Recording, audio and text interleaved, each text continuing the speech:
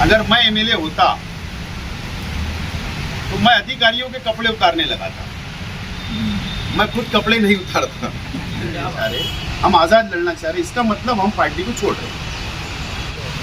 आज राष्ट्रवादी कांग्रेस पार्टी शरद चंद्र पवार साहब,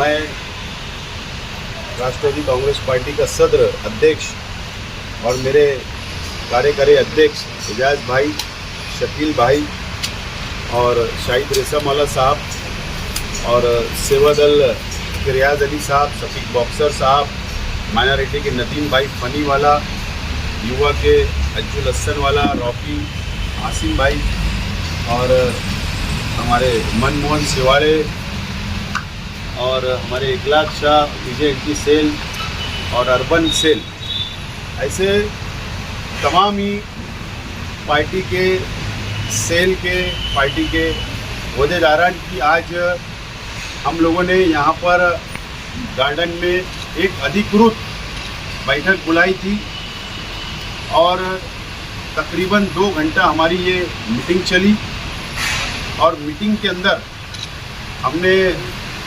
फैसला किया एक राय से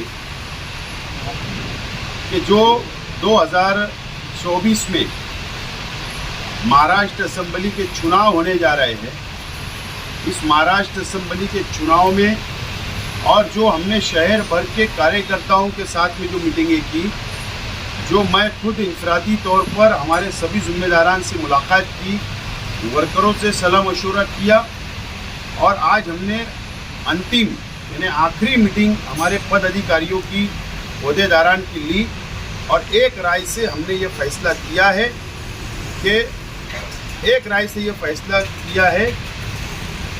कि राष्ट्रवादी कांग्रेस पार्टी आदरणीय शरद जी पवार साहब और आदरणीय जयंत पाटिल साहब को हम लोग आज सबकी जॉइंट सिग्नेचर से एक राय से हम लेटर हम लोग आज भेज रहे हैं, मेल कर रहे हैं और कुछ हमारे साथी जाकर बाहन उनको हाथ में लेटर भी उनको सौंपेंगे, देंगे और यह फैसला किया गया है कि हम आज़ाद उम्मीदवार की हैसियत से असेंबली का इलेक्शन लड़ने का हमने आज फैसला लिया और हम पवार साहब को, जयंत पाटिल साहब को ये इत्तला लेटर के ज़रिए एक राय से हम लोग भेज रहे हैं और इंशाअल्लाह जिस अंदाज से हम लोगों ने अभी तक की लड़ाई असेंबली की तैयारी की है, इंशाअल्लाह बेहतरीन अंदाज में हमारे कार्यकर्ताओं को, हमारे वर्करों को, हमारे ओहदेदारान को साथ में लेकर हम लोग इंशाअल्लाह असेंबली का चुनाव इत्मीनान से और कामयाबी के साथ लड़ने की हमारी कोशिश होगी और हम लोग इसके अंदर मज़ीद तेज़ी लाएंगे। इस बात का फ़ैसला हुआ है और वक्त पर हालात, सियासी हालात पर, शहर के सियासी हालात पर नज़र रखते हुए वक्त के ऊपर हम लोग बैठक करेंगे, बातचीत करेंगे और आगे के फैसले लेंगे। इसीलिए आज आप लोगों को याद किया गया है और ये जो लेटर मैं भेज रहा हूँ इसके ऊपर तमाम ही हमारे ओहदेदारान की एक राय से हम लोगों ने सिग्नेचर किए सब लोगों ने और ये लेटर हम जयंत पाटिल साहब और शरद पवार साहब को भेज रहे हैं। तो क्या उसका दूसरा मतलब ये लिया जाए कि शरद पवार की एनसीपी से आप इस्तीफ़ा दे देंगे? क्योंकि ये लेटर तो एक तस्वीर का दूसरा रूप यही जाहिर करेगा। नहीं, एक बात आप समझ लीजिए, हमने साफ तौर पर इस लेटर के अंदर ये लिखा है कि ये कांग्रेस पार्टी की सेटिंग सीट है। हाँ, ये खुलासा है और मुझे कांग्रेस पार्टी में जाना नहीं है। इसके लिए हमको ऐसा लगता है कि हमारा प्रचार मुतासिर हो सकता है, आगे चलकर हो सकता है कि सीट शेयरिंग के अंदर लास्ट मोमेंट पे होगी तो हम लोग आवाम के अंदर कन्फ्यूज़न पैदा ना हो और इसके लिए सीट शेयरिंग की लड़ाई वो लड़ते रहे, हमें उससे कोई लेना देना नहीं है। हमने हमारा रास्ता अलग कर लिया है और ये हमने लेटर दे रहे हैं हम लोग और पार्टी को हम लोग ये इत्तला दे रहे हैं कि हम आज़ाद उम्मीदवार लड़ने जा रहे हैं और आप इस बात को नोट करो और आगे अगर पार्टी की जवाबदारी किसी और को देना है पार्टी को तो वो दे। महाविकास अघाड़ी में ये मिसाल न बन जाए कि हर जगह फिर अगर जिसको टिकट नहीं मिला दूसरी पार्टी जो आज़ाद लड़ेंगी। कहीं अगर राष्ट्रवादी को टिकट मिलेगा, वहाँ कोई कांग्रेस का आदमी उठेगा, बोलेगा मैं आज़ाद लड़ूंगा, तो आपके लिए इसका क्या जवाब है? मैं बहुत छोटा लीडर हूँ, शहरी हद तक मेरी सियासत है। मैं मेरी हद तक मेरे कार्यकर्ताओं की जो राय है उसको मैंने माना, और कार्यकर्ताओं ने जो राय दी, अहदेदारों ने जो राय दी, उसके ऊपर अमल कर रहा हूँ। मैं बहुत छोटा वर्कर हूँ और मैं असेंबली का भी ताकत रखता हूँ, हार और जीत की। कभी हार भी सकता हूँ, जीत भी सकता हूँ, ये ताकत रखता हूँ, इसके लिए फैसला किया हूँ।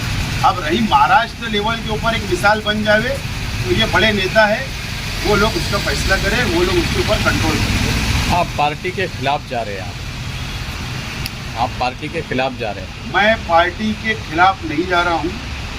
मैं पार्टी को बहुत पहले आचार संहिता लगने से 1 महीना पहले मैं धोखा नहीं देना चाहता पार्टी को। मैं हमारी राइटिंग की सिग्नेचर करके मैं लेटर दे रहा हूँ कि ये मेरा फैसला, मेरे कार्यकर्ताओं का फैसला हुआ है। पार्टी लेकिन को आज़ाद उम्मीदवारी करना यानी पार्टी के खिलाफ जाना है। अगर आपके इस लेटर के बाद पार्टी ने आप पे कुछ कार्रवाई की तो फिर क्या है? ये पार्टी को ये दे रहा हूँ कि मैं पार्टी से अलग हो रहा हूँ।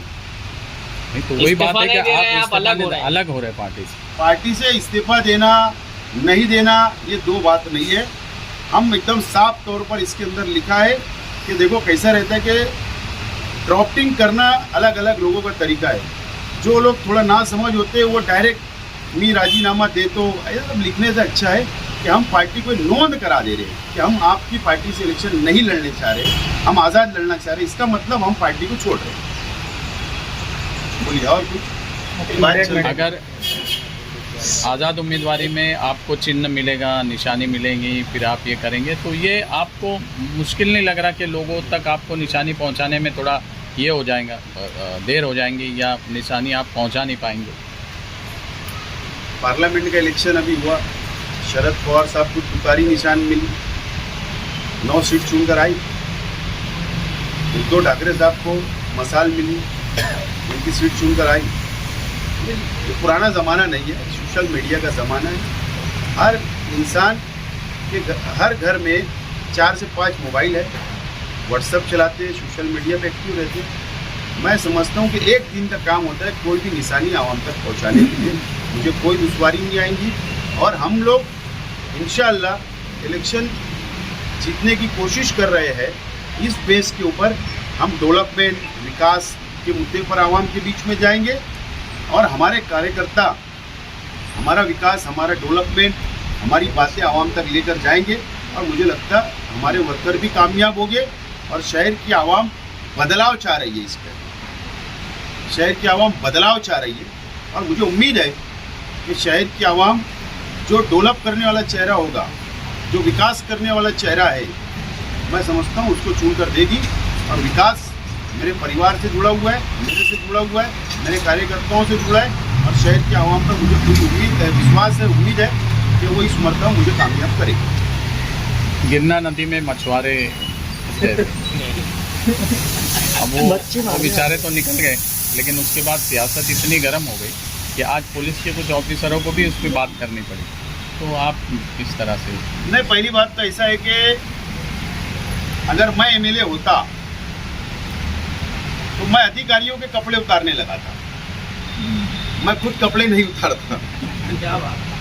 तो हमारे शहर के एमएलए को खुद कपड़े उतारना पड़ा। इसका मतलब मुफ्ती मोहम्मद इस्माइल कासमी साहब की इतनी कमज़ोर पकड़ हो गई है कि अधिकारियों के कपड़े नहीं उतार पाए, इनको खुद कपड़ा उतारना पड़ा।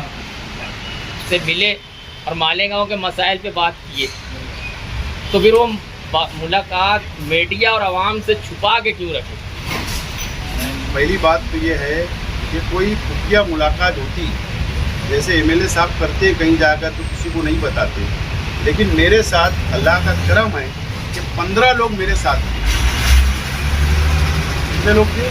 15 लोग। और अगर खुफिया मुलाकात होती तो अजीत दादा पवार उसको ट्वीट नहीं करते या शेयर नहीं करते उनके सोशल मीडिया पर। अजीत दादा पवार ने बिल्कुल साफ तौर पर लिखा है कि मालेगांव मध्य के विकासासाठी शेख आसिफ आज हमसे भेंट की है, मुलाकात की है। नंबर 1। नंबर 2, आप लोगों को याद होगा कि पिछले जुमा को खालिद बिन वलीद ग्राउंड में एक मीटिंग हुई। उस मीटिंग के अंदर मैंने साफ तौर पर कहा था